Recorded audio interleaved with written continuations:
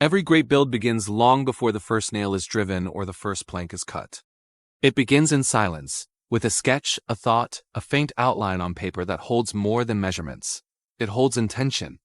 You see, building isn't just about shaping wood or pouring concrete, it's about shaping yourself. The process of construction mirrors the human mind. Chaotic at first, then structured through patience, focus, and belief. When you draw that first line, it's not a blueprint, it's a promise. You're declaring to yourself that something invisible can become real. That simple act, taking an idea from your imagination and putting it into motion, is pure psychology. It's the builder's mind at work. Because every line on that paper is an act of faith against doubt. In the beginning, that sketch looks fragile. Lines don't quite meet, angles are off, but it's yours. It's the first attempt to organize chaos. That's where all creation begins, between uncertainty and vision. And this is the first psychological challenge every builder faces, the fear that the idea wants to hold up in reality. Most people stop right there. Builders don't. They push through that self-doubt and start cutting, shaping, assembling, knowing full well that the first version will never be perfect. When you move from sketch to structure, you start realizing something powerful. The act of building isn't just about construction. It's about control. The human mind craves order, and a good build gives it exactly that. You take raw, unpredictable materials and make them fit into a vision. It's almost therapeutic. Every cut brings clarity. Every screw reinforces focus. Every level check calms the mind. And yet, every builder learns that control is an illusion. Because no matter how perfect your plans are, reality always has a way of testing you. A warped board, a crooked wall, a sudden rainstorm. That's the moment where psychology becomes the deciding factor. Do you panic? Do you quit? Or do you adapt? Real builders adapt. They understand that frustration isn't failure, it's feedback. Every setback is a test of mental endurance, not just skill.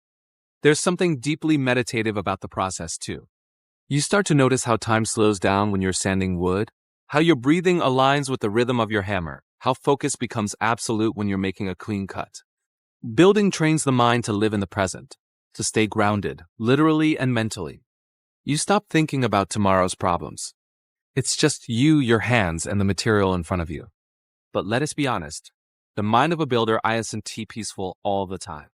It's filled with frustration, impatience, self-doubt. You'll stare at a crooked frame and feel defeated. You'll redo the same cut 3 times and question if you're even capable. That's where the psychology truly matters. Building teaches you emotional regulation, how to slow down your reactions, how to think with your hands, and how to replace frustration with curiosity. You stop asking, why did this go wrong? And start asking, what can I learn from this? That single mental shift changes everything. Over time, something unexpected happens.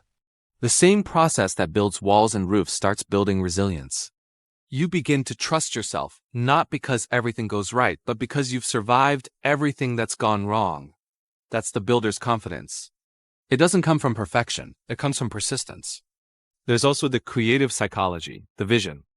Builders don't just see what's there, they see what could be. They walk into an empty lot and imagine a cabin. They see a pile of wood and imagine a desk. That imagination, that capacity to project meaning onto raw matter, is uniquely human. It's what separates a builder from a worker. A worker follows a plan. A builder creates one.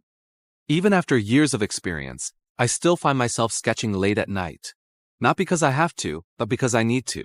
The sketch is a release. That's how you take the noise in your head and turn it into lines you can manage. The build is the proof, the physical manifestation of a mental breakthrough. You finish the project, stand back, and realize you've built more than a structure. You've built order out of chaos. You've built patience.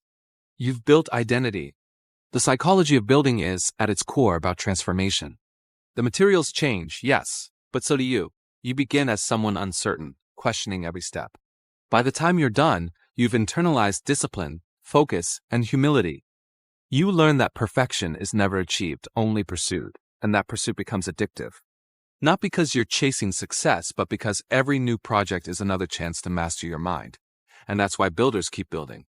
Not for the money, not for the admiration, but for the silence that comes when everything fits perfectly, when the lines from your sketch align with reality, and your mind finally says, yes, this is right. So next time you look at a half-built project, Remember this. It's not just wood, metal, or stone. It's psychology and motion. It's your mental blueprint slowly becoming physical truth. Building isn't just what you do, it's how you think. And if you can master the patience, focus, and persistence it takes to turn a sketch into a structure, you can build anything.